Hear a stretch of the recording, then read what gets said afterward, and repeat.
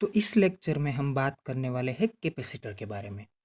जैसे ही हम transistor amplifier circuit के बारे में बात करते हैं तो हमें उसके साथ-साथ कैपेसिटर का भी एक इम्पोर्टेंस समझना बहुत ही ज़रूरी हो जाता है।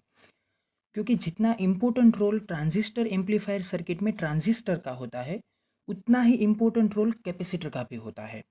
अगर आप कैपेसिटर को उस बायसिंग सर्किट में अच्छी तरह से प्लेस नहीं करते हैं तो आपका ट्रांजिस्टर एम्पलीफायर सर्किट जो सिग्नल है उस सिग्नल को यूनिफॉर्मली और विदाउट एनी डिस्टोर्शन एम्पलीफाई नहीं कर सकता।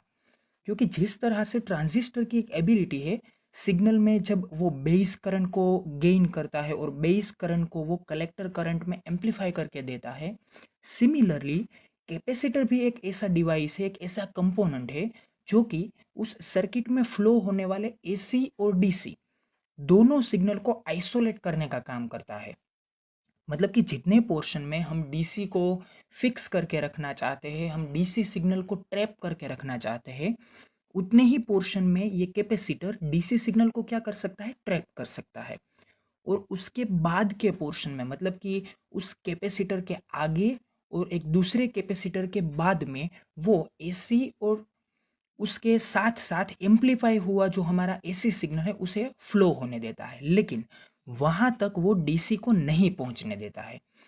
तो जिस तरह से हम ट्रांजिस्टर की एक इम्पोर्टेंस के बारे में एक वीडियोस में देख चुके हैं, एक वीडियोस में हम सभी बातों को स्टडी कर चुके हैं, उसी तरह अभी दो वीडियो बनने वाले हैं जो कि हमें कैपेसिटर के बारे में फुल एंड फाइनल सभी डिटेल्स देने वाला है। तो ये जो फर्स्ट पार्ट है उस फर्स्ट पार्ट में हम क्या देखने वाले हैं कि जिस तरह से ट्रांजिस्टर की हम कैरेक्टरिस्टिक के बारे में बात करते हैं कि उसमें कितनी चिप्स होती है, उसके टर्मिनल्स का नाम क्या है, किस टर्मिनल में कितनी इम्प्यूरिटी फेड की जाती है, कौन सा टर्मिनल किसके टाइप का है, उसमें जो अलग अलग चिप्स है उन सभी अलग अलग चिप में अगर इम्प्यूरिटी का लेवल अलग अलग है तो उस इम्प्यूरिटी के लेवल के साथ साथ वहाँ पे करंट का जो फ्लोटेशन होता है वो फ्लोटेशन भी अलग अलग लेवल पे होता है। मतलब कि अगर आप कलेक्टर करंट के बारे में बात करते हैं, एमीटर करंट के बारे में बात करते हैं, तो वहाँ पे क्या होता है, एमीटर और कलेक्टर दोनों करंट का रेटिंग मिली के रेंज में होता है। लेकिन जब आप बेस करंट के बारे में बात करते हैं तो बेस का जो रेटिंग है, करंट रेटिंग, वो कितना होता है, माइक्रो की रेंज में होता है। तो यहाँ पे कैपेसिटर का भी एक अलग सा फिनोमिनन प्रोड्यूस होके आता है। कैपेसिटर एक ऐसा डिवाइस है जो कि सिग्नल की अलग अलग फ्रीक्वेंसी के साथ अलग अलग तरीके से एडजस्ट होता है। मतलब कि जैसे रेजिस्टेंस में एक उसका एक बिहेवियर होता है कि उसमें से जो सिग्नल पास होता है उस सिग्नल को वो रोक सकता है, वो सिग्नल को डिले कर सकता है। डिले का मतलब क्या है कि उस सिग्नल का थोड़ा सा वोल्टेज पोर्शन वो अपने ऊपर क्या कर लेगा, ड्रॉप कर लेगा। इसलिए होता क्या है कि अगर आप 5 वोल्ट का एक सिग्नल उस रजिस्टर में से फ्लो करवाना चाहते हैं तो वो resistor according to current rating and according to its own value, own मतलब कि उसकी अपनी वैल्यू की तरह से अपने ऊपर उस 5 वोल्ट में से थोड़ा सा फ्रैक्शन क्या कर लेगा, अपने ही ऊपर ड्रॉप कर लेगा। तो आगे जाने वाला जो वोल्टेज होगा वो वोल्टेज कितना होगा, लेस देन 5 होगा, क्योंकि उसमें से थोड़ा पोर्शन क्या हो चुका है, वो उसी रजिस्टर के ऊपर ड्रॉप हो चुका है। तो ये जो रेजिस्टेंस की एक कैपेबिलिटी है सिग्नल को डिले करने की, सिग्नल को रोक के रखने की, उसी तरह की कैपेसिटी किस में है, कैपेसिटर में है। लेकिन रजिस्टर की इस एबिलिटी को हम क्या बोलते हैं, रेजिस्टेंस बोलते हैं। आपको अच्छी तरह से समझना है और अच्छी तरह से इस प्रोनाउंसिएशन को आइसोलेट करके याद रखना है कि रजिस्टर क्या है, एक कंपोनेंट का नाम है। रजिस्टर क्या है, एक कंपोनेंट है जिसे हम कैपिटल आर से रिप्रेजेंट करते हैं। लेकिन उसी कंपोनेंट की कैपेसिटी को हम क्या बोलते हैं, रेजिस्टेंस बोलते हैं। रेजिस्टेंस का मतलब क्या होता है कि अगर एक रजिस्टर समथिंग वैल्यू का है, 5 किलो ओहम का है, 10 किलो ओहम का है, तो उसका मतलब क्या होता है कि उसकी कैपेसिटी समथिंग ओहम में रिप्रेजेंट की जाती है, जो कि ये रिप्रेजेंट करता है कि वो सिग्नल को कितने अच्छी तरीके से रोक सकता है। तो ये रजिस्टर और रेजिस्टेंस, एक का नाम कंपोनेंट के साथ साथ जुड़ा हुआ है तो दूसरा क्या है, उसी कंपोनेंट की एक प्रॉपर्टी है। सिमिलरली कैपेसिटर में भी क्या होता है, कैपेसिटर एक नाम है, कंपोनेंट का नाम है, लेकिन उसी कैपेसिटर की कैपेसिटी को हम क्या बोलते हैं, कैपेसिटेंस बोलते हैं। तो ये उसका जो कैपेसिटेंस है वो कैपेसिटेंस किस में रिप्रेजेंट होता है, उसके प्रॉपर्टी के फॉर्मेट में रिप्रेजेंट होता है। तो कैपेसिटेंस को हम क्या बोलते हैं कि वो कैपेसिटर अपने ऊपर कितना चार्ज स्टोर कर सकता है, उसकी एबिलिटी कितनी है कि जिसकी वजह से वो चार्ज को अपने ऊपर स्टोर कर सकता है। तो वो अमाउंट है चार्ज का अपने ऊपर स्टोर करने का, उसे हम क्या बोलते हैं, कैपेसिटेंस बोलते हैं। लेकिन अभी हमें कैपेसिटेंस के बारे में बात नहीं करनी है, अभी हमें बात करनी है रिएक्टेंस के बारे में। आगे मैंने आपको यह बताया कि रेजिस्टेंस नाम की एक टर्म होती है, तो दूसरी टर्म क्या होती है, रिएक्टेंस नाम की एक टर्म होती है। तो ये रिएक्टेंस को हम किससे रिप्रेजेंट करते हैं, काय से रिप्रेजेंट करते हैं। काय को हम कैपिटल एक्स की तरह रिप्रेजेंट करते हैं। वो एक ग्रीक लेटर है, उसे हम क्या बोलते हैं, उसका प्रोनाउंसिएशन क्या होता है, काय होता है। तो ये जो काय है वो क्या है, कैपेसिटिव रिएक्टेंस और इंडक्टिव रिएक्टेंस, इसके बारे में भी हम बात करने वाले हैं। लेकिन मेरा ये आपको बताने का मतलब ये है कि जिस तरह से रेजिस्टेंस नाम की एक प्रॉपर्टी है जो कि सिग्नल को रोक सकती है, सिग्नल को डिले करवा सकती है, सिमिलरली कैपेसिटर और इंडक्टर दोनों में ऐसी ही एक प्रॉपर्टी है। कैपेसिटर की इस प्रॉपर्टी को हम क्या बोलते हैं, काईसी। काईसी का मतलब क्या होता है, कैपेसिटिव रिएक्टेंस। और इंडक्टर की ये जो प्रॉपर्टी है उसे हम क्या बोलते हैं, काई एल, उसका मतलब क्या होता है, इंडक्टिव रिएक्टेंस। तो आगे की स्लाइड में हम बात करना शुरू करते हैं कैपेसिटर की अलग अलग प्रॉपर्टीज के बारे में। और मैंने ये बात आपको इसीलिए बताई थी कि जिस तरह से रेजिस्टेंस अलग अलग सिग्नल्स के साथ साथ वो वोल्टेज को अपने ऊपर ड्रॉप कर सकता है, सिमिलरली कैपेसिटर का भी क्या प्रॉपर्टी है, कैपेसिटर भी अलग अलग फ्रीक्वेंसी के सिग्नल को, आई रिपीट, अलग अलग फ्रीक्वेंसी के सिग्नल सिग्नल के साथ साथ वो अलग अलग बिहेवियर देता है। मतलब कि अगर हाई फ्रीक्वेंसी का कोई सिग्नल आप एक कैपेसिटर में से पास कर रहे हैं तो कैपेसिटर का बिहेवियर उस सिग्नल के साथ अलग होगा। अगर आप उसी कैपेसिटर के साथ कुछ अलग फ्रीक्वेंसी का, अलग फ्रीक्वेंसी के साथ मेरा मतलब है कि जो आपने पहले जो फ्रीक्वेंसी पास की थी उस फ्रीक्वेंसी से अपर की या फिर उस फ्रीक्वेंसी से लोअर की, इनमें से अगर आप कोई भी अलग सिग्नल उसी कैपेसिटर में से पास करते हैं तो कैपेसिटर चाहे भले ही वो एक ही है, लेकिन होगा क्या, वो कैपेसिटर उस डिफरेंट सिग्नल के साथ अलग सा बिहेव करेगा। मतलब कि कैपेसिटर वही का वही है, लेकिन जैसे ही सिग्नल की फ्रीक्वेंसी एक्सचेंज होती है कैपेसिटर का बिहेवियर उस अलग सिग्नल के साथ साथ क्या हो जाता है, अलग हो जाता है। तो मेरा ये कहने का मतलब आपको ये है कि जिस तरह से रजिस्टर एक अलग अलग बिहेवियर देता है सिग्नल के वोल्टेज के अनुसार, तो उसी तरह से कैपेसिटर भी अलग अलग फ्रीक्वेंसी के साथ साथ क्या करता है, अलग अलग बिहेव करता है। तो चलो अब हम बात करते हैं कैपेसिटर की अलग अलग प्रॉपर्टीज के बारे में। तो इस स्लाइड में आप देख सकते हैं कि यहाँ पे मैंने कैपेसिटर की अलग अलग प्रॉपर्टीज को डिस्क्राइब किया हुआ है। तो पहली ही प्रॉपर्टी में मैंने ये बोला है कि capacitor is the component that is able to store the energy. इसका मतलब क्या होता है कि ये एनर्जी को स्टोर कर सकता है। तो जो भी कंपोनेंट अपने आप में एनर्जी को स्टोर करने के लिए कैपेबल होते हैं उन सभी कंपोनेंट्स को हम क्या बोलते हैं, स्टोरेज डिवाइसेस बोलते हैं। तो ये जो कैपेसिटर है, इंडक्टर है, वो दोनों क्या है, एक स्टोरेज डिवाइस है। तो आपको ये टॉपिक खास याद करके रखना है कि जब कभी भी ये बात आती है कि कौन सा कंपोनेंट है जो कि एज ए स्टोरेज डिवाइस हम यूज कर सकते हैं, तो आपके जहन में ये आंसर होना चाहिए कि कैपेसिटर और इंडक्टर दोनों ही ऐसे कंपोनेंट है जो कि एनर्जी को अपने अंदर स्टोर करने के लिए क्या है, कैपेबल है। लेकिन एक अलग तफावत दोनों में आता है। जब आप कैपेसिटर के बारे में बात करते हैं तो कैपेसिटर एनर्जी को स्टोर करता है, लेकिन वो एनर्जी को स्टोर करने का उसका फॉर्मेट है, मतलब कि वो एनर्जी को स्टोर किस फॉर्मेट में करता है, तो वो फॉर्मेट है इलेक्ट्रिकल फील्ड। मतलब कि कैपेसिटर अपने आप में जो एनर्जी को स्टोर करता है वो किस फॉर्मेट में स्टोर करता है, इलेक्ट्रिकल फील्ड के फॉर्मेट में स्टोर करता है।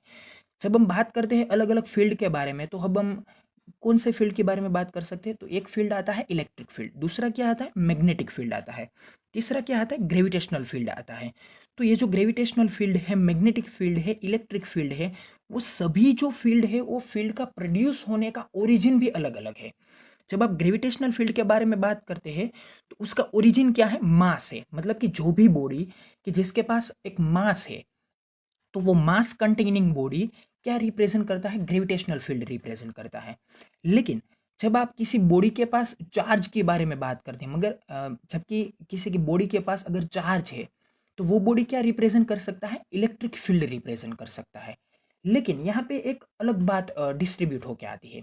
अगर चार्ज आपका स्टेडी है, स्टेडी का मतलब क्या है कि वो एक ही जगह पे फिक्स है, तो वो चार्ज फिक्स होने की वजह से जो फील्ड प्रोड्यूस होता है उसे हम क्या बोलते हैं, स्टैटिक इलेक्ट्रिक फील्ड बोलते हैं। मतलब कि वो इलेक्ट्रिक फील्ड की वैल्यू क्या होगी, वो कांस्टेंट होने वाली है। लेकिन जब वो चार्ज मूव होता है मतलब कि उसके पास अगर एक कांस्टेंट वेलोसिटी है या फिर वो एक्सेलरेटेड फॉर्मेट में अगर मूव कर रहा है, तो वो क्या रिप्रेजेंट करता है, करंट रिप्रेजेंट करता है। और जब आप करंट के बारे में बात करते हैं तो वहां पे जो एक फील्ड प्रोड्यूस होता है, उस फील्ड को हम प्रोड्यूस होने के बाद क्या बोलते हैं, मैग्नेटिक फील्ड बोलते हैं। तो यहाँ पे भी दो पोर्शन है।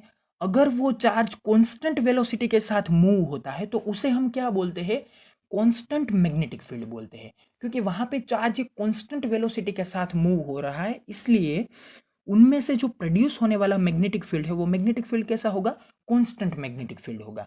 लेकिन जब वो चार्ज एक्सेलरेटेड मोशन में होता है तो उनमें से प्रोड्यूस होने वाला मैग्नेटिक फील्ड भी क्या होता है, एक्सेलरेटेड होता है। एक्सेलरेटेड का मतलब क्या होता है, उस मैग्नेटिक फील्ड की वैल्यू या फिर उस मैग्नेटिक फील्ड का मैग्नीट्यूड क्या होता है, चेंज होता है। या तो फिर वो हाई हो सकता है, मिनिमम हो सकता है, या फिर वो मिनिमम से हाई के बीच में कोई भी कंटिन्यूअस वैल्यू चूज कर सकता है।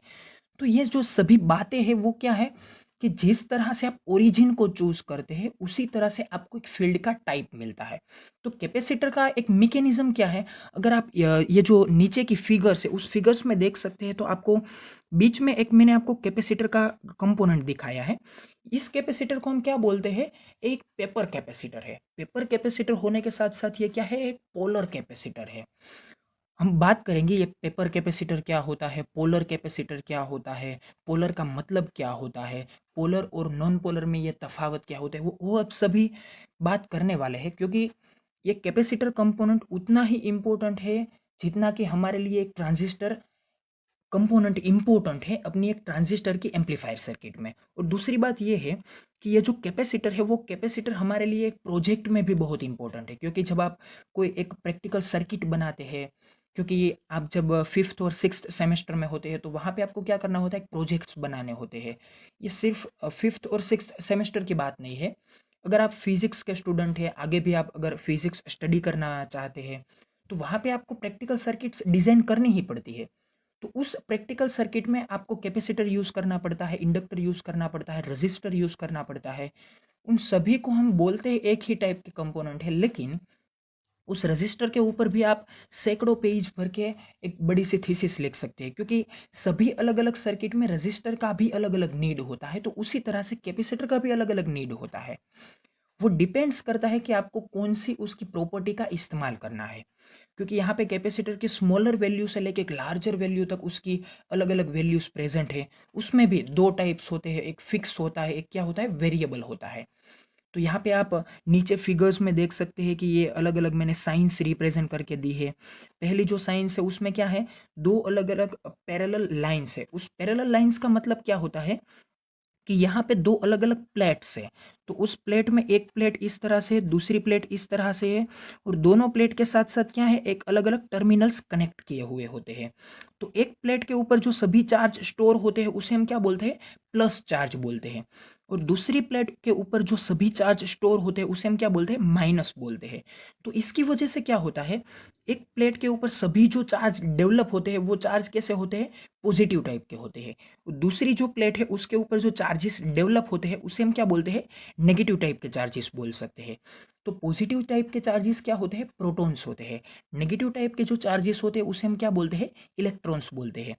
तो ये दोनों चार्जेस प्लेट के ऊपर क्या होते हैं, स्टोर होते हैं। तो प्लेट कितने चार्जेस को स्टोर कर सकती है, तो प्लेट जितनी बड़ी होती है, प्लेट जितनी कंडक्टिव होती है, उसके अनुसार वो अपने ऊपर चार्जेस को स्टोर कर सकती है। तो ये हो गई कैपेसिटर की स्टोरेज कैपेसिटी के बारे में, कि अगर आप प्लेट को बड़ा करते हैं, प्लेट की अगर कंडक्टिविटी अच्छी होती है तो वो प्लेट ज़्यादा से ज़्यादा चार्जेस को अपने ऊपर क्या कर सकती है, स्टोर कर सकती है। तो ऐसे कैपेसिटर की स्टोरेज कैपेसिटी क्या हो गई, ज़्यादा हो गई। तो ये जो स्टोरेज कैपेसिटी है वो किसके ऊपर डिपेंड है, प्लेट की साइज के ऊपर डिपेंड है।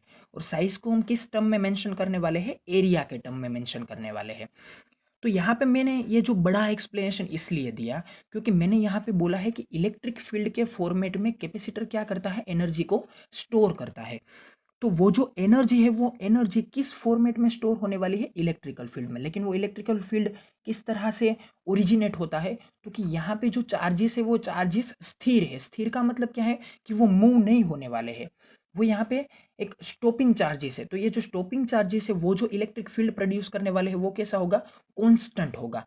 तो यहाँ पे मेरे जो कहने का मतलब था वो ये था कि कैपेसिटर एक स्थिर इलेक्ट्रिक फील्ड के फॉर्मेट में क्या करता है, अपने ऊपर एनर्जी को स्टोर करता है। जबकि इंडक्टर किस फॉर्मेट में अपने ऊपर एनर्जी को स्टोर करता है, इंडक्टर अपने ऊपर मैग्नेटिक फील्ड के फॉर्मेट में एनर्जी को क्या करता है, स्टोर करता है। तो जब आप मैग्नेटिक फील्ड के बारे में बात करते हैं तो उसका मतलब ये हो जाता है कि वहां पे आप एक स्थिर चार्जेस के बारे में नहीं बोल सकते हैं। वहां पे आपको किसके बारे में बोलना पड़ेगा, वहां पे जो चार्जेस है वो चार्जेस मूविंग कंडीशन में होंगे। तो मूविंग कंडीशन से क्या होगा कि वो चार्जेस अब चार्जेस नहीं रहेंगे। जब कोई चार्ज मूव होता है तो वो क्या बन जाता है, करंट बन जाता है। क्योंकि करंट का इक्वेशन क्या बनता है, I is equals to Q by T.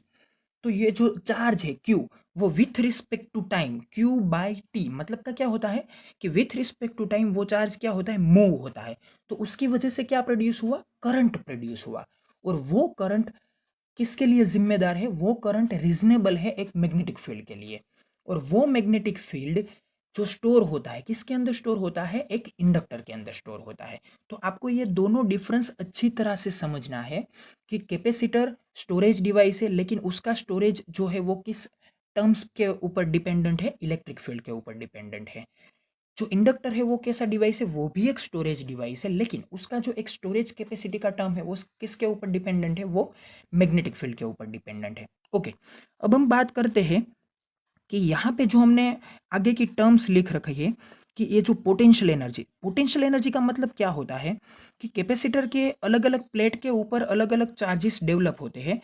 तो वो चार्जेस डेवलप होता है तो उसकी एनर्जी क्या होती है, तो उस एनर्जी को हम क्या बोलते हैं, पोटेंशियल एनर्जी बोलते हैं। जब आप कैपेसिटर के बारे में बात करते हैं तो उस पोटेंशियल एनर्जी को किससे रिप्रेजेंट किया जा सकता है, यू सी से रिप्रेजेंट किया जा सकता है। जब आप इंडक्टर के बारे में बात करते हैं तो इंडक्टर की उस पोटेंशियल एनर्जी को हम आप किससे रिप्रेजेंट कर सकते हैं, तो उसे रिप्रेजेंट करते हैं यू एल से रिप्रेजेंट करते हैं। ओके, तो यहाँ पे कैपेसिटर की जो पोटेंशियल एनर्जी है उसका इक्वेशन क्या है, 1/2 CV²। तो यहाँ पे आपको यह मेंशन करना है कि 1/2 सी का मतलब क्या होता है, कैपेसिटेंस होता है। मैं आपको फिर से रिप्रेजेंट करके बोलता हूँ कि आप कभी भी ये दोनों वर्ड्स को कंपेयर करने की कोशिश मत करना, क्योंकि जब आप ये बोलते हैं कैपेसिटर तो उसका 100% मीनिंग ये होता है कि आप एक कंपोनेंट का नाम बोल रहे हैं। और जब आप ये बोलते हैं कैपेसिटेंस तो उसका मतलब ये होता है कि आप उस कंपोनेंट की कैपेसिटी के बारे में बात कर रहे हैं। तो कैपेसिटर और कैपेसिटेंस दोनों को आपको अच्छी तरह से अलग तरह से याद रखना है। ओके, तो फिर यहाँ पे दूसरी टर्म क्या आती है, वी का मतलब होता है वोल्टेज। तो वोल्टेज कब प्रोड्यूस हो सकता है, वोल्टेज तभी प्रोड्यूस हो सकता है जब दो अलग अलग चार्जेस कोई एक स्पेसिफिक डिफरेंस से अलग अलग स्थिर होते हैं। तो ये जो स्थिर चार्जेस है, जैसे कि मैंने आपको रिप्रेजेंट करके बताया था कि अलग अलग दो प्लेट्स है, उस एक प्लेट में प्लस है, उस एक प्लेट में माइनस है। तो ये जो दोनों प्लेट है वो एक दूसरे से कुछ डिस्टेंस में है। ये जो डिस्टेंस है उस डिस्टेंस की वजह से उन दोनों के बीच में क्या प्रोड्यूस होता है, वोल्टेज डेवलप होता है। तो ये जो वोल्टेज है उस वोल्टेज का यहाँ पे क्या यूज हुआ है, स्क्वायर यूज हुआ है। तो ये जो फुल टर्म बनती है वो फुल टर्म क्या है, 1/2 CV²। तो ये किसका आंसर देती है, हमें पोटेंशियल एनर्जी के बारे में बताती है कि ये पोटेंशियल एनर्जी किसकी है, ये पोटेंशियल एनर्जी कैपेसिटर की है। लेकिन इसी तरह से अगर आप पोटेंशियल एनर्जी के बारे में बात करते हैं किसकी, इंडक्टर की, तो उसकी टर्म क्या आती है, उसकी टर्म आती है 1/2 LI²। तो यहां पे क्या हुआ, 1/2 दोनों में सेम आया।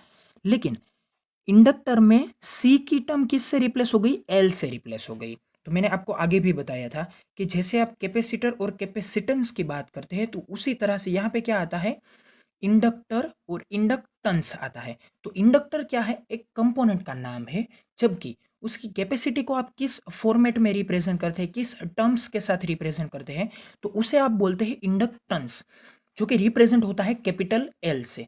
उसका मेजरिंग यूनिट क्या है, हेनरी है। तो यहाँ पे कैपेसिटर का मेजरिंग यूनिट क्या है, फेराडे है। तो फेराडे जो नाम है वो एक फिजिसिस्ट के नाम पर है, जिसका पूरा नाम क्या था, माइकल फेराडे। और यहाँ पे हेनरी जो है वो भी किसी तरह से वो भी एक फिजिसिस्ट के नाम के ऊपर से है। तो ये जो हेनरी है वो किसका यूनिट है, इंडक्टेंस का यूनिट है, और फेराडे किसका यूनिट है, कैपेसिटेंस का यूनिट है। तो इस इक्वेशन में क्या आया है, 1/2 CV स्क्वायर की जगह यहाँ पे क्या हो गया, 1/2 LI स्क्वायर। तो C और L ये दोनों का हमने रिलेशन देखा कि C रिप्रेजेंट करता है कैपेसिटेंस को, L रिप्रेजेंट करता है इंडक्टेंस को। फिर कैपेसिटर में जो एनर्जी स्टोर हुई थी वो किसके फॉर्मेट में थे, इलेक्ट्रिकल फील्ड में। वो इलेक्ट्रिकल फील्ड का ओरिजिन क्या था, तो कि वहां पे स्थिर चार्जेस के बारे में बात की थी, तो वहां पे क्या टर्म आई, वोल्टेज। लेकिन यहां पे मतलब कि इंडक्टर में जो ओरिजिन है वो क्या है, मूवेबल चार्जेस है। तो मूवेबल चार्जेस के बारे में जब आप बात करते हैं उसे हम क्या बोलते हैं, करंट बोलते हैं। तो यहाँ पे वोल्टेज की जो टर्म है वो यहाँ पे किससे रिप्लेस हो गई, यहाँ पे रिप्लेस हो गई करंट से। करंट का मतलब क्या होता है, आई। आई का इक्वेशन क्या होता है, I is equals to Q by T. तो ये दोनों इक्वेशंस का मीनिंग आपको समझना बहुत ही इंपॉर्टेंट है। मैं इन सभी टर्म्स को रिपीट करके इसलिए बता रहा हूं क्योंकि ये सभी छोटी छोटी बातें हैं, लेकिन जब आप एक कंपोनेंट के बारे में बहुत ही डीप डिस्कशंस करते हैं तो उस कंपोनेंट की सभी टर्म्स को आपको समझना बहुत ही इंपॉर्टेंट हो जाता है। ये वीडियो सिर्फ और सिर्फ कैपेसिटर का इस्तेमाल ट्रांजिस्टर एम्पलीफायर में किस तरह से होता है ये समझने के लिए नहीं है। ये वीडियो इसीलिए भी इम्पोर्टेंट है कि आपको जब ये बोला जाता है कि कैपेसिटर के बारे में आप क्या जानते हैं, कैपेसिटर के बारे में आपके पास कौन सा डिस्क्रिप्शन है, तो उन सभी टर्म्स को रिप्रेजेंट करने के लिए आपको कैपेसिटर और इंडक्टर दोनों को कंपेरेटिवली याद रखना है। क्योंकि जब आप फिफ्थ सेमेस्टर और सिक्स्थ सेमेस्टर में अलग अलग प्रैक्टिकल्स के बारे में बात करते हैं तो ये प्रैक्टिकल्स सेमेस्टर 1 to 4 की तरह से नहीं है कि जहाँ पे आप अलग अलग प्रोब्स को वेरी करते हैं, करंट का रीडिंग लिख लेते हैं, वोल्टेज का रीडिंग लिख लेते हैं और यहाँ पे काम कंप्लीट हो जाता है। वो सभी प्रैक्टिकल सिर्फ 5 से 10 मिनट के प्रैक्टिकल्स थे। यहाँ पे आपको 1 घंटा 1.5 घंटा काम करना होता है और इसमें आपको सभी टर्म्स को अच्छी तरह से आइसोलेट करना पड़ता है, तभी आपको रियल टर्म्स को समझ में आता है। ये वो सभी टर्म्स नहीं है जहाँ पे आप कुछ भी लिख डालते हैं, कोई भी रीडिंग्स लिख के यहाँ से आप निकल सकते हैं। अगर आपको अच्छी तरह से स्टडी करना है तो सभी टर्म्स को इतना डीप डिस्कशंस में ही पढ़ना पड़ेगा। ओके, तो ये जो कंपैरिजन थी वो मैंने कंपैरिजन आपको किसके बारे में बताई कि कैपेसिटर और इंडक्टर दोनों की जो स्टोरेज कैपेसिटी है, दोनों की जो स्टोरेज करने की जो टर्म है उसके बारे में मैंने आपको बताई। अब हम बात करने वाले हैं कि जैसे हमने ये बोला था कि ट्रांजिस्टर क्या है, एक एक्टिव कंपोनेंट है। तो यहाँ पे कैपेसिटर के बारे में क्या बोला गया है, कैपेसिटर जो है वो एक पैसिव कंपोनेंट है। पैसिव का मतलब क्या होता है कि वो सिग्नल को एम्पलीफाई नहीं कर सकता है। जितने वोल्टेज का सिग्नल आप कैपेसिटर में एज अ इनपुट देते हैं उतने ही वोल्टेज का सिग्नल कैपेसिटर में से क्या हो जाता है, आउटपुट हो जाता है। तो वो सिग्नल को एम्पलीफाई नहीं कर सकता है, इसलिए कैपेसिटर क्या है, पैसिव कंपोनेंट है। तो आपको ये टर्म याद करनी है कि कैपेसिटर क्या है, पैसिव कंपोनेंट है which is not able to amplify the signal. Okay, फिर आगे क्या बात आती है, आगे बात आती है कि कैपेसिटर क्या है, वो एक पोलर और नॉन पोलर दोनों टाइप के डिवाइस में बिलोंग करता है। तो पोलर का मतलब क्या होता है, वो सभी कंपोनेंट, वो सभी डिवाइसेस, वो सभी टर्म्स कि जिसके पास पोलैरिटीज है। पोलैरिटीज का मतलब क्या होता है, उसके पास पॉजिटिव टर्मिनल है या फिर उसके पास एनोड टर्मिनल है, उसके पास कैथोड टर्मिनल है या तो फिर उसके पास नेगेटिव टर्मिनल है। तो उसे हम क्या बोलते हैं, पोलर डिवाइसेस बोलते हैं। जब आप जेनर डायोड के बारे में बात करते हैं, पीएन जंक्शन डायोड के बारे में बात करते हैं, या फिर जब आप किसी सेल्स के बारे में बात करते हैं, मतलब कि डीसी सेल हो गया, तो वहाँ पे क्या होती है, पोलैरिटीज प्रेजेंट होती है। मतलब कि वहाँ पे एक प्लस टर्मिनल होता है, एक माइनस टर्मिनल होता है। प्लस टर्मिनल को आप ये बोलते हैं कि वो एनोड है, माइनस टर्मिनल को आप ये बोलते हैं कि वो कैथोड है। तो उसे हम क्या बोलते हैं कि वो एक पोलर डिवाइस हो गया, उसे आप पोलर कंपोनेंट भी बोल सकते हैं। लेकिन जब उसके पास पोलैरिटी नहीं होती है, उसका एक अच्छा सा एग्जांपल हम डे टू डे लाइफ में यूज़ करते हैं, वो क्या है, आपका एसी सिग्नल का एक प्लग। मतलब कि आपके जो घर में इलेक्ट्रिसिटी आती है, उस इलेक्ट्रिसिटी में क्या होता है कि उसमें प्लस और माइनस दोनों टर्मिनल्स कंफर्म नहीं होते हैं। आप ये कंफर्म ही ये नहीं कह सकते हैं कि ये जो टर्मिनल है वो टर्मिनल प्लस पोलैरिटी का है और ये जो टर्मिनल है वो क्या है, नेगेटिव पोलैरिटी का है। क्योंकि वहाँ पे जो पोलैरिटी होती है वो पोलैरिटी फ्लक्चुएट होती रहती है।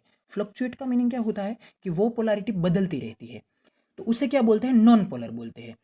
तो अगर आपको ये डिफरेंस याद रखना है तो आपको एक डीसी सिग्नल का याद रखना है और दूसरे को क्या याद रखना है, एसी सिग्नल को याद रखना है। डीसी क्या है, पोलर है, एसी क्या है, नॉन पोलर है। तो यहाँ पे मैं आपको बात कर रहा था कि कैपेसिटर क्या है, तो कैपेसिटर दोनों फॉर्मेट में प्रेजेंट रहते हैं। कैपेसिटर पोलर डिवाइस भी है और कैपेसिटर नॉन पोलर डिवाइस भी है। यहाँ पे आप बीच की फिगर को देख सकते हैं। ये जो बीच की फिगर है, उस फिगर में आपने देखा होगा कि ये जो कैपेसिटर है उसके ऊपर एक बकेट टाइप का है, फिर इसमें से दो अलग अलग मेटल्स के टर्मिनल निकले हुए हैं। लेकिन उन सभी टर्मिनल्स में से, उन दोनों टर्मिनल्स में से एक टर्मिनल क्या है, एक टर्मिनल छोटा है और दूसरा दूसरा टर्मिनल क्या है, वो दूसरा टर्मिनल लॉन्ग है। मतलब कि शॉर्ट टर्मिनल है और दूसरा क्या है, लॉन्ग टर्मिनल है। तो ये जो शॉर्ट और लॉन्ग दिखाने का मतलब ये है कि ये क्या है, एक पोलर कैपेसिटर है। और पोलर कैपेसिटर है तो उसमें से कौन सा प्लस है कौन सा माइनस है उसे भी एक स्पेसिफाई करने के लिए एक आइडेंटिफिकेशन देना इंपॉर्टेंट है। तो यहाँ पे आप देख सकते हैं कि एक ब्लैक कलर की ये लाइन ड्रॉ की हुई है और उसी ब्लैक कलर की लाइन के पास आपको एक छोटा सा टर्मिनल दिख रहा है। तो ये जो ब्लैक कलर की लाइन है उसमें भी आप देख सकते हैं कि उसमें एक नेगेटिव लाइन की इस तरह से एक दो लाइंस ड्रॉ की हुई है। तो ये जो लाइन क्या रिप्रेजेंट कर रही है, ये लाइन ये रिप्रेजेंट करती है कि ये टर्मिनल नेगेटिव है। नेगेटिव का मतलब होता है कि वो क्या है, कैथोड है। तो दूसरा टर्मिनल ऑटोमेटिकली क्या हो गया, पॉजिटिव हो गया, मतलब कि वो एनोड हो गया। तो उस तरह से आप कैपेसिटर के दोनों टर्मिनल्स को क्या कर सकते हैं, स्पेसिफाई कर सकते हैं। इसी तरह का कैपेसिटर आपको कहाँ पे रिप्रेजेंट किया हुआ मिल रहा है, यहाँ पे एक दूसरा कैपेसिटर। तो वहां पे भी आपको जो ऊपर लिख के दे रखा है कि ये जो कैपेसिटर है वो क्या है, पोलराइज्ड कैपेसिटर है। वहां पे भी आप देख सकते हैं कि एक टर्मिनल शॉर्ट है, दूसरा टर्मिनल कैसा है, लॉन्ग है। तो ये जो शॉर्ट टर्मिनल है वो किस तरह से रिप्रेजेंट होने वाला है, नेगेटिव की तरह से रिप्रेजेंट होने वाला है। और ये जो लंबा टर्मिनल है वो किस तरह से रिप्रेजेंट होने वाला है, वो पॉजिटिव की तरह से रिप्रेजेंट होने वाला है। तो ये बात आपको याद रखनी है कि जब भी आप अलग अलग कैपेसिटर्स को देखते हैं तो उस कैपेसिटर में आपको ये स्पेसिफाई करने के लिए आइडिया आना चाहिए कि ये कैपेसिटर पोलर है या फिर नॉन पोलर है। तो ये जो मैंने एग्जांपल दिया वो किसके बारे में था, पोलर कैपेसिटर के बारे में था। लेकिन जब आप नॉन पोलर कैपेसिटर के बारे में बात करते हैं तो नॉन पोलर कैपेसिटर किस तरह से होता है, यहाँ पे आप एक फिगर देख सकते हैं, ये ब्लू कलर की फिगर। इस ब्लू कलर की फिगर में जो कैपेसिटर दिखाया गया है, उस कैपेसिटर का शेप, उस कैपेसिटर का डिजाइनिंग, मैंने जो आपको ये जो आगे दो कैपेसिटर दिखाए थे उनसे कुछ अलग तरह का है। मतलब कि यहाँ पे आप देख सकते हैं कि यह एक चपटा टाइप का है। चपटा का मतलब क्या होता है, एक डिस्क टाइप का है। जैसे आप डिस्क को देखते हैं कि वो एक सर्कुलर होता है, उसकी कुछ थिकनेस होती है और वो यूनिफॉर्म शेप होता है। वहाँ पे आपको क्या मिल रहा है कि दो अलग अलग टर्मिनल्स उनमें से निकाले जा चुके हैं। और ये जो दोनों टर्मिनल्स है, उस टर्मिनल में कोई भी टर्मिनल ना ही शॉर्ट है और ना ही कोई भी टर्मिनल लॉन्ग है। दोनों टर्मिनल की साइज क्या है, सेम है। तो उसका मतलब क्या होता है कि इसमें से कोई भी टर्मिनल ना ही पॉजिटिव है और कोई भी टर्मिनल ना ही नेगेटिव है। तो यहाँ पे क्या होता है कि इस कैपेसिटर को आप बोलते हैं नॉन पोलर कैपेसिटर। जो कैपेसिटर पोलर है, जो कैपेसिटर नॉन पोलर है, ये उसका क्या था, आइडेंटिफिकेशन था कि अगर आपको टर्मिनल शॉर्ट और लॉन्ग मिलता है तो उसका मतलब ये होता है कि वो कैपेसिटर पोलर है। और अगर आपको कैपेसिटर में दोनों टर्मिनल्स की साइज सेम मिलती है तो उसको आप क्या बोलते हैं कि वो कैपेसिटर नॉन पोलर है। लेकिन उसके साथ साथ आपको ये भी चेक करना है कि कैपेसिटर फिक्स है या फिर वेरिएबल है। फिक्स का मतलब क्या होता है कि अगर कैपेसिटर की वैल्यू कांस्टेंट होती है तो उसे आप क्या बोलते हैं, फिक्स कैपेसिटर बोलते हैं। फिक्स का मतलब क्या होता है, अगर आपको ये मैं ये बोलता हूँ कि आप 5 किलो ओहम का रजिस्टर मुझे दे, तो 5 किलो ओहम का रजिस्टर का मतलब क्या होता है कि उस रजिस्टर की वैल्यू हर बार, टाइम कौन सा भी हो, या फिर आप स्टार्टिंग के बारे में बात करते हैं, सिग्नल देने के बाद बात करते हैं, या फिर सिग्नल नहीं देने के बाद भी बात करते हैं, या फिर उसका रजिस्टर को आप कहीं पे भी रख देते हैं, उसकी जो वैल्यू है वो वैल्यू क्या रहेगी, वो कांस्टेंट रहेगी, जिसकी वैल्यू क्या होगी, 5 किलो ओहम। लेकिन जब आप एक वेरिएबल रजिस्टर के बारे में बात करते हैं तो उसका मतलब क्या होता है, जब आप उसका प्रोब वेरी करते हैं, प्रोब का मतलब क्या होता है, वहां पे एक जोकी होता है, जोकी या फिर उसे बोलते हैं वाइपर। तो वो वाइपर क्या होता है, एक मूव होता है।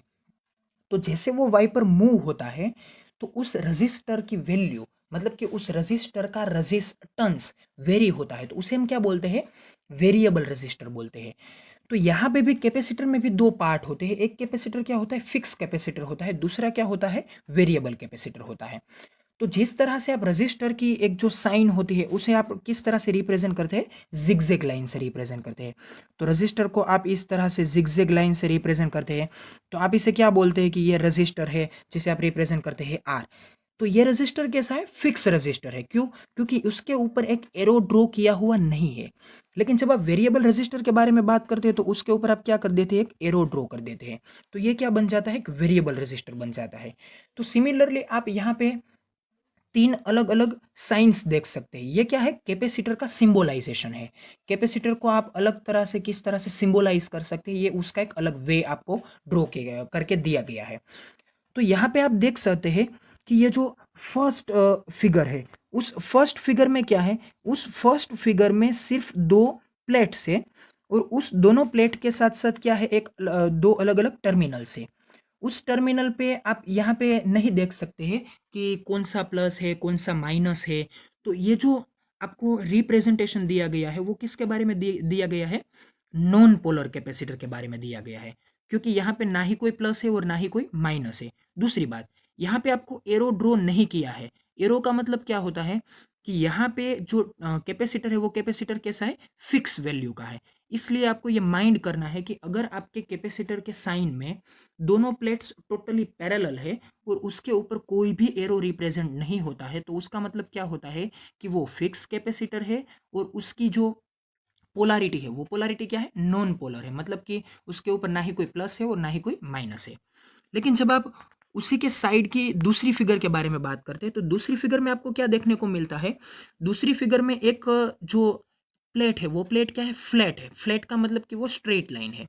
लेकिन दूसरी क्या है, कर्व है। कर्व का मतलब क्या होता है कि यहाँ पे एक फ्लैट दूसरी कर्व, मतलब कि दोनों प्लेट्स को अलग अलग तरह से रिप्रेजेंट करने की कोशिश की गई है। तो ये जो ऊपर की प्लेट है वो कैसी है, प्लस है। तो वो जो कर्वेचर है वो कैसी है, वो है माइनस वाली। मतलब कि यहाँ पे जो कैपेसिटर है वो कैपेसिटर कैसा है, पोलराइज्ड कैपेसिटर है।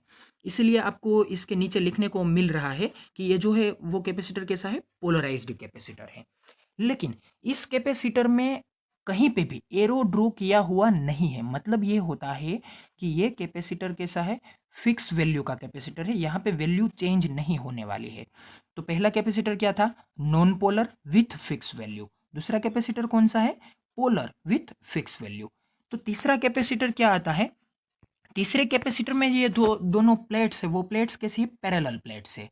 और उसके ऊपर क्या रिप्रेजेंट किया हुआ है, एक एरो रिप्रेजेंट किया हुआ है। तो इनसे क्या बनता है, इनसे ये मतलब होता है कि वो कैपेसिटर कैसा है, वेरिएबल कैपेसिटर होता है। उसकी वैल्यू जो है वो आप चेंज कर सकते हैं। मतलब कि उसके ऊपर एक वाइपर होता है, उस वाइपर को आप किसी प्रोब से या फिर किसी एक टेस्टर डिवाइसेस से या फिर किसी डिसमिस डिवाइस से आपको क्या कर सकते हैं, उसे आप मूव कर सकते हैं, रोटेट कर सकते हैं। और उसको रोटेट करने की वजह से क्या होता है, उसका वाइपर टर्मिनल क्या होता है, मूव होता है। तो उसी तरह का ये जो सिंबलाइजेशन है वो सिंबलाइजेशन आपको एक दूसरी फिगर में देखने को मिल रहा है, एग्जैक्टली यहाँ पे। तो आप उसके नीचे की ये जो फिगर है उसे आप देख सकते हैं कि यहाँ पे तीन टर्मिनल्स है। मैं आपको रिपीट करके बोलता हूँ, यहाँ पे कितने टर्मिनल है, तीन टर्मिनल है। एक टर्मिनल क्या होता है जो कि आपको आगे दिखाया जा रहा है, उस टर्मिनल को आप क्या बोलते हैं, उस टर्मिनल को आप बोलते हैं वाइपर टर्मिनल। वाइपर का मतलब क्या होता है, WIPER। वाइपर का मतलब क्या होता है कि जैसे आपने कार में देखा होगा या फिर बस में देखा होगा या फिर ट्रक में देखा होगा कि विंड के ऊपर एक जब बारिश आती है तो उस रेन ड्रॉप्स को आप दूर करने के लिए एक मूवेबल झोंकी का इस्तेमाल करते हैं, उसे आप बोलते हैं वाइपर। तो वो वाइपर कैसा होता है, एक स्पेसिफिक कांस्टेंट ओरिजिन के साथ साथ वो क्या होता रहता है, मूव होता रहता है। तो उसी तरह से यहाँ पे क्या होने वाला है कि एक स्पेसिफिक ओरिजिन है और ओरिजिन के साथ साथ क्या है, एक कनेक्टिव टर्मिनल है। उस कनेक्टिव टर्मिनल को आप क्या करते हैं, मूव करते हैं। कहाँ पे, एक आर्क के ऊपर मूव करते हैं। ये आर्क का मतलब क्या हो गया, एक चाप है। उस चाप के ऊपर आप क्या करते हैं कि उस वाइपर को आप मूव करते हैं। इसलिए हम इसे क्या बोलते हैं, झोंकी बोलते हैं या फिर उसे हम बोलते हैं वाइपर। तो इसी तरह का एक वाइपर टर्मिनल होता है, किस में होता है, एक वेरिएबल कैपेसिटर में होता है। तो मैंने आपको यहाँ पे रिप्रेजेंट करके बताया कि तीन टर्मिनल्स में से एक टर्मिनल कौन सा है, वाइपर टर्मिनल है। फिर जो दोनों दूसरे अलग अलग टर्मिनल है वो टर्मिनल कैसे हैं, वो टर्मिनल उस जो एक चाप को मैंने आपको बताया था उस चाप के दो एंड टर्मिनल से। तो एक हो गया एंड टर्मिनल, कि ये यहाँ पे एक टर्मिनल है, एक दूसरा टर्मिनल यहाँ पे है और तीसरा टर्मिनल क्या हो गया, मिडल में हो गया, जो कि एक वाइपर की ओर से क्या करता है, इस आर्क को, इस चाप को, आर्क का स्पेलिंग आप याद रखिए ARC। आर्क का मतलब क्या होता है, चाप। तो इस चाप को वो क्या करता है, कनेक्ट करता है। तो ये जो दोनों टर्मिनल है वो एंड टर्मिनल्स है और उसके साथ जो कनेक्ट होता है उसे आप क्या बोलते हैं, आर्क। आर्क का मतलब है वाइपर। तो यहाँ पे आपको एक रिप्रेजेंटेशन मिल गया कि वेरिएबल कैपेसिटर में जो दोनों अलग अलग टर्मिनल्स है वो अलग अलग टर्मिनल क्या रिप्रेजेंट करते हैं, दोनों एंड टर्मिनल रिप्रेजेंट करते हैं। और उस एंड टर्मिनल के साथ साथ जो एक तीसरा टर्मिनल है उसे आप क्या बोलते हैं, वाइपर, या फिर उसे आप बोलते हैं जोकी। तो ये बात थी एक वेरिएबल कैपेसिटर के बारे में, जो कि मैंने आपको यहाँ पे एक फिगर के साथ साथ उस कंपोनेंट का एक प्रैक्टिकल एग्जांपल भी दे दिया कि वो किस तरह से काम करता है। फिर आपको एक फोर्थ फिगर में दिया गया है कि ये कौन सा कैपेसिटर है, ट्रिमर कैपेसिटर है। उसके बारे में अभी आपको बहुत ज़्यादा जानने की कोई इम्पोर्टेंस नहीं है, लेकिन आपको ये याद रखना है कि वो कैपेसिटर भी कैसा है, वो कैपेसिटर भी एक वेरिएबल कैपेसिटर है। लेकिन अगर आप इस फिगर में देख सकते हैं तो आपको ये मेंशन करना इम्पोर्टेंट है कि वहाँ पे उस कैपेसिटर में टर्मिनल सिर्फ दो ही है। लेकिन उसमें मीनिंग क्या होता है कि उसमें अगर आप देखते हैं तो बीच में आपको एक सिलेंडर दिखा जा रहा है। वो सिलेंडर कैसा है, होलो है या फिर सॉलिड है, वो होलो सिलेंडर है। होलो का मतलब क्या होता है कि वो खाली है। तो उसके अंदर आप अलग डिवाइस को वेरी करके आप उसका कैपेसिटेंस चेंज कर सकते हैं। लेकिन ऐसे जो कंपोनेंट होते हैं वो कंपोनेंट हैंडल करने के लिए थोड़ा कॉम्प्लेक्स साबित होते हैं। इसलिए ऐसे ऑर्डिनरी कंपोनेंट्स की जगह पे हम ऐसे हाईफाई कंपोनेंट्स को यूज़ नहीं कर सकते हैं। हमें जनरली किस टाइप के कैपेसिटर्स का यूज़ करना होता है, ये फर्स्ट टाइप का, जिसे आप बोलते हैं कैपेसिटर। लेकिन वो कैसा कैपेसिटर है, नॉन पोलर कैपेसिटर है। और दूसरी तरफ से वो कैपेसिटर कैसा है, फिक्स है, क्योंकि वहाँ पे कोई भी एरो रिप्रेजेंट किया हुआ नहीं है। दूसरा कौन सा आता है, कैपेसिटर, लेकिन वो कहाँ कैसा कैपेसिटर है, पोलर कैपेसिटर है। और उस पोलराइजेशन को रिप्रेजेंट करने के लिए आप कौन सी साइंस का यूज़ करते हैं, एक टर्मिनल बड़ा होता है और एक टर्मिनल क्या होता है, छोटा होता है। फिर आप किसके बारे में बात करते हैं, वेरिएबल कैपेसिटर के बारे में बात करते हैं। तो उस वेरिएबल कैपेसिटर में कितने टर्मिनल्स आते हैं, उस वेरिएबल कैपेसिटर में 3 टर्मिनल्स आते हैं। एक टर्मिनल कैसा है कि ये वाइपर टर्मिनल है, दूसरा कौन सा है तो कि दोनों एंड टर्मिनल्स है। ओके, ये था डीप डिस्कशंस अबाउट कैपेसिटर के सिंबलाइजेशन के बारे में, कैपेसिटर के ये जो कंस्ट्रक्टिव मैन्युफैक्चरिंग टर्म्स है, कैपेसिटर का जो एक आप उसे बोल सकते हैं कि आइडेंटिफिकेशन कैसे हो सकता है, उसके बारे में था। अब हम बात करते हैं कि polar capacitor is also known as electrolytic capacitor. Polar का मतलब क्या होता है कि जिसके पास पोलैरिटी है उसे हम क्या बोलते हैं, पोलर कैपेसिटर। तो उस पोलर कैपेसिटर को आप दूसरा क्या नाम दे सकते हैं, इलेक्ट्रोलाइटिक कैपेसिटर। तो जब भी आप किसी शॉप पे कैपेसिटर खरीदने जाते हैं या फिर आपको कोई कैपेसिटर की वैल्यू चाहिए होती है, तो ये डिपेंड्स करता है कि आपको कैपेसिटर कौन से टाइप का चाहिए। क्योंकि कुछ कैपेसिटर ऐसे होते हैं कि उसकी वैल्यू वही रहती है, उसका वोल्टेज रेटिंग भी वही रहता है, लेकिन वो दोनों टाइप में प्रेजेंट होते हैं, इलेक्ट्रोलाइटिक भी होते हैं और नॉन पोलर भी होते हैं। मतलब कि वो पोलर भी हो सकते हैं और नॉन पोलर भी हो सकते हैं, क्योंकि यहाँ पे पोलर कैपेसिटर का मतलब क्या होता है, इलेक्ट्रोलाइटिक होता है। तो आपको ये अच्छी तरह से इम्पोर्टेंट में माइंड में रखना है इस टर्म को, कि आपको पोलर चाहिए या फिर नॉन पोलर चाहिए, और दोनों की एप्लीकेशन अलग अलग रहती है। आपको ये स्पेसिफिकली चेक करना है कि आपकी सर्किट को कौन सी टर्म्स की रिक्वायरमेंट है, पोलर की रिक्वायरमेंट है या फिर नॉन पोलर की रिक्वायरमेंट है। ओके, फिर बात करते हैं, capacitor is made by special types of paper, mica, aluminium और सिरामिक। तो ये जो 4 टर्म्स आई यहाँ पे, ये फर्स्ट टर्म लिख रखी है स्पेशल टाइप्स ऑफ पेपर। तो अगर आप अलग तरह की स्पेशल टाइप की पेपर का यूज़ करते हैं कैपेसिटर को बनाने के लिए, तो उस कैपेसिटर को बोला जाता है पेपर कैपेसिटर।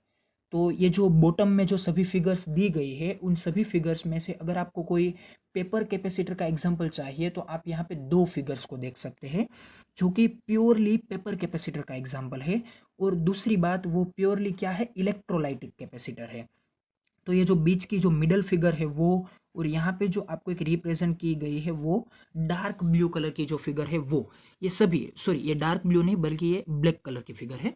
तो ये जो फिगर है वो दोनों क्या रिप्रेजेंट करते हैं, वो दोनों पेपर कैपेसिटर को रिप्रेजेंट करती है। अगर आप इस कैपेसिटर की केज का मतलब क्या होता है कि उसके ऊपर जो ये कवर है ब्लू कलर का और ब्लैक कलर का, उस कवर को अगर आप रिमूव करते हैं तो उसके अंदर आपको पेपर का रोल किया हुआ मिलता है। तो ये जो पेपर का रोल है वो कैसे होता है, यहाँ पे 3 अलग-अलग पेपर्स होते हैं। यहाँ पे एक पेपर होता है जिसे कि आप बोल सकते हैं कि वो प्लस टर्मिनल है, फिर एक दूसरा पेपर होता है उसे आप बोल सकते हैं कि वो माइनस टर्मिनल है। लेकिन इन दोनों के बीच में एक दूसरा पेपर होता है जिसे आप बोलते हैं इलेक्ट्रोलाइटिक मटेरियल, मतलब कि वो डाई इलेक्ट्रिक मटेरियल होता है। डाई इलेक्ट्रिक का मटेरियल क्या होता है कि वो पार्शियली कंडक्टिव टाइप का होता है। वहाँ पे जो एक करंट का फ्लोटेशन होता है, वो करंट का फ्लोटेशन चार्ज की मूवेबिलिटी की वजह से नहीं होता है। आप जब 12th स्टैंडर्ड में थे तब आपने डाई इलेक्ट्रिक मटेरियल के बारे में स्टडी किया था, क्योंकि 12th स्टैंडर्ड में ही आपने कैपेसिटर के बारे में स्टडी किया था, क्योंकि वहाँ पे आपने पैरेलल प्लेट के बारे में जो टर्म्स स्टडी की थी, पैरेलल प्लेट कैपेसिटेंस का जो इक्वेशन चेक किया था, उसका इक्वेशन था एप्सिलॉन 0 ए अपॉन डी। तो उस इक्वेशन को आप किस तरह से रिप्रेजेंट करते थे, एप्सिलॉन 0 ए अपॉन डी। वो इक्वेशन किसका था, पैरेलल प्लेट कैपेसिटेंस का इक्वेशन था। तो वहाँ पे आप क्या देखते हैं कि उस प्लेट का एरिया कितना है, उस प्लेट के जो दोनों टर्मिनल्स है उस टर्मिनल्स के बीच का डिस्टेंस कितना है जिसे आप बोलते हैं डी, उसका एरिया को बोलते हैं आप ए। और यहाँ पे टर्म आई थी एप्सिलॉन 0। एप्सिलॉन 0 का मतलब क्या होता है, ये है परमिटिविटी। तो परमिटिविटी का मतलब क्या होता है कि आपने जो बीच में एक डाई इलेक्ट्रिक मीडियम रखा हुआ है, उस डाई इलेक्ट्रिक मीडियम की एक कैरेक्टरिस्टिक होती है जिसे आप बोलते हैं परमिटिविटी। तो परमिटिविटी किसके साथ कोरिलेटेड है कि उस मटेरियल की कंडक्टिंग कैपेसिटी क्या है, उसे आप बोलते हैं परमिटिविटी। ये कंडक्टिंग कैपेसिटी चार्ज के फ्लोटेशन के साथ कोरिलेटेड नहीं है, आपको ये बात माइंड करके रखनी है। डाई इलेक्ट्रिक मटेरियल ऐसा मटेरियल होता है कि वो पार्शियली कंडक्टिव होता है, लेकिन उसकी कंडक्टिविटी डायरेक्टली चार्ज के फ्लोटेशन के साथ नहीं हो सकती है, इसलिए आप इसे बोलते हैं डाई इलेक्ट्रिक मटेरियल। तो यहाँ पे पेपर कैपेसिटर में क्या होता है कि एक ऊपर का पेपर होता है वो पॉजिटिव प्लेट कहलाता है, दूसरा पेपर होता है वो नेगेटिव प्लेट कहलाता है, लेकिन उन दोनों के बीच में एक तीसरा पेपर होता है, वो किस टाइप का होता है, डाई इलेक्ट्रिक टाइप का होता है। अगर आप इन तीनों पेपर को एक दूसरे के साथ टच करवा देते हो और फिर आपको उस रोल करना स्टार्ट करते हैं उन तीनों के पेपर्स को, तो वो क्या बनाता है, वो बनाता है एक पेपर कैपेसिटर, जो कि आपको दिख रहा है यहाँ पे नीचे की फिगर में। तो ये जो नीचे की फिगर है वो क्या आपको रिप्रेजेंट करके दे रही थी, पेपर कैपेसिटर के बारे में रिप्रेजेंट करके दे रही थी। तो ये जो पेपर कैपेसिटर है, उस पेपर कैपेसिटर में ये जो सभी तीनों पेपर्स है वो तीनों पेपर्स एक दूसरे के साथ होते हैं, मतलब कि वो दोनों एक दूसरे के साथ क्या होते हैं, नज़दीक होते हैं। तो उसके कारण क्या होता है, सेम चार्जेस में रिपल्सन होता है। तो उस सेम चार्जेस में रिपल्सन को रोकने के लिए उन सभी पेपर्स का ये जो एक रोलिंग है, उस रोलिंग को फिक्स रखने के लिए आपको क्या करना पड़ता है, उसके ऊपर एक केज लगाना पड़ता है। वो केज किसके टाइप का होता है, सिलिंडरिकल टाइप का होता है। और उससे क्या होता है कि वो जो पेपर का एक कॉम्बिनेशन है, वो कॉम्बिनेशन क्या होता है, फिक्स रहता है। तो ये टर्म आपको याद रखनी है कि पेपर कैपेसिटर का मैन्युफैक्चरिंग किस तरह से था। तो यहाँ पे आप देख सकते हैं कि लॉन्ग टर्मिनल, शॉर्ट टर्मिनल, फिर पेपर कैपेसिटर किस तरह से ये बना, उसका केज का रिप्रेजेंटेशन क्या होता है। अब जब साथ में बात चल ही रही है तो मैं आपको ये बता देता हूँ कि कैपेसिटर की वैल्यू को किस तरह से मेंशन किया जा सकता है। जब आप कैपेसिटर लेते हैं तो उसके ऊपर इस तरह से लिखा होता है 1000 माइक्रोफेराडे, और उसके साथ साथ आपको लिख के मिल सकता है 10 वोल्ट, मतलब कि आप 10 वोल्ट तक का सप्लाई इसे आप प्रोवाइड कर सकते हैं। और उसके साथ साथ उसका मैक्सिमम कैपेसिटेंस क्या है, 1000 माइक्रोफेराडे। अगर आप 1000, और माइक्रो का फैक्टर क्या होता है, 10 पावर माइनस 6, तो 1000 का मतलब होता है 10 पावर प्लस 3। 1000 को क्या लिख सकते हैं, 10 पावर प्लस 3, और उसके साथ साथ माइक्रो को क्या लिख सकते हैं, 10 पावर माइनस 6। तो ये जो दोनों टर्म्स को आप जब आप कनेक्ट करते हैं तो उनसे क्या होता है, फाइनल आंसर निकल के आता है 10 पावर 3। तो इस 10 पावर माइनस 3, तो उसका मतलब ये हो गया कि वो मिली फेराडे का कैपेसिटर है, मतलब कि वो 1 मिली फेराडे का कैपेसिटर है। तो ये जो कैपेसिटर है वो कैपेसिटर की वैल्यू इस तरह से रिप्रेजेंट की जा सकती है कि अगर आप उसका केज देख से है, अगर आप उसका कवर देख से है, तो कवर के ऊपर वोल्टेज रेटिंग भी रिप्रेजेंट किया हुआ मिलता है, और कवर के ऊपर ही आपको उस कैपेसिटर की जो कैपेसिटेंस की वैल्यू है वो आपको रिप्रेजेंट की हुई मिलती है। फिर बात आता है mica capacitor, aluminium capacitor, ceramic capacitor. ये जो माइका, एल्यूमिनियम और सिरामिक, इसका मतलब क्या होता है कि ये जो सभी कैपेसिटर है वो सभी कैपेसिटर कैसे है, नॉन पोलर कैपेसिटर है। नॉन पोलर का मतलब क्या होता है, यहाँ पे आपको ये जो ब्लू कलर का दिख रहा है उसे आप क्या बोलते हैं, नॉन पोलर कैपेसिटर बोलते हैं। मतलब यह हुआ कि उसके ऊपर कोई भी पोलैरिटी नहीं है। तो ये किन से बने हुए होते हैं, सिरामिक से बने हुए होते हैं, या फिर वो किन से बनते हैं, माइका से बनते हैं। तो ये माइका और सिरामिक दोनों कैसे मटेरियल है, इलेक्ट्रोलाइटिक टाइप के मटेरियल है, मतलब कि वो डाई इलेक्ट्रिक टाइप के मटेरियल है। उसकी वजह से वो दोनों का इस्तेमाल किस तरह से हो सकता है, एज अ कैपेसिटर हो सकता है। तो यहाँ पे आपको हमेशा याद रखना है कि अगर आप हायर वैल्यू का कैपेसिटर इस्तेमाल कर रहे हैं, हायर का मतलब क्या होता है, माइक्रोफेराडे में, मिली फेराडे में, तो ये जो सभी कैपेसिटर आएंगे वो सभी कैपेसिटर कैसे होने वाले हैं, इलेक्ट्रोलाइटिक कैपेसिटर होने वाले हैं। और उन सभी कैपेसिटर का मैकेनिज्म किस टाइप का होगा, उन सभी कैपेसिटर का मैकेनिज्म पेपर टाइप का होगा। और उन सभी कैपेसिटर की वैल्यू भी क्या होगी, हाई होने वाली है। और दूसरी बात, जैसे ही कैपेसिटर की वैल्यू ज़्यादा होती है तो उस कैपेसिटर की साइज भी एक्सपांड होती है। आपने फैन में कभी कैपेसिटर को देखा होगा, जो फैन का कैपेसिटर होता है वो कैपेसिटर बड़ी ही साइज का होता है, जबकि यहाँ पे मैंने जो आपको ये रिप्रेजेंट करके दिया हुआ है ये कैपेसिटर उस फैन के कैपेसिटर के कंपैरिजन में तो बहुत ही छोटा होता है। और याद रखें, जो फैन का कैपेसिटर होता है वो कैपेसिटर कैसा होता है, आपको दिखने में ये पेपर पेपर कैपेसिटर के टाइप का दिखता है, लेकिन वो नॉन पोलर कैपेसिटर होता है। यहाँ पे आपको प्लस माइनस के बारे में, कोई भी टर्म्स के बारे में देखने की मतलब नहीं होती है। अच्छा, तो यहाँ पे हमने ये जो सभी बात की, उन सभी बात में हमने बहुत ही टाइम का यूज़ किया है, लेकिन आपको हमेशा याद रखना है कि इस कैपेसिटर की ये जो टर्म्स है, वो टर्म्स हमारे लिए बहुत ही इम्पोर्टेंट है, क्योंकि कैपेसिटर एक बहुत ही इम्पोर्टेंट डिवाइस है कंपेयर्ड टू ट्रांजिस्टर। फिर आगे बात करते हैं, capacitor of capacity of capacitance is measured by the unit Faraday. इसके बारे में हमने आप आगे भी बात कर ली थी कि कैपेसिटर की जो कैपेसिटी है वो किस टर्म्स में रिप्रेजेंट होती है, फेराडे के यूनिट में रिप्रेजेंट होती है। फिर का क्या बात आती है, capacitor allow to pass the AC signal and blocks to DC signal. मतलब कि कैपेसिटर एसी सिग्नल को क्या करता है, एसी सिग्नल को पास होने देता है, लेकिन डीसी सिग्नल को वो क्या कर लेता है, उसे ये ब्लॉक करके कर देता है। तो इस लेक्चर का जो हमारा बहुत ही इंपॉर्टेंट टर्म है वो क्या है कि वो एसी सिग्नल को किस तरह से पास होने देता है और डीसी सिग्नल को किस तरह से ब्लॉक करता है। तो एक को पास होने देना, दूसरे को ब्लॉक करना, ये सभी टर्म्स किसके ऊपर डिपेंडेंट है, उसके रिएक्टेंस के ऊपर डिपेंडेंट है। और उस रिएक्टेंस को मैंने आगे भी डिस्क्रिप्शन में बोला था, उसे हम किस तरह से रिप्रेजेंट करते हैं, काई सी से रिप्रेजेंट करते हैं।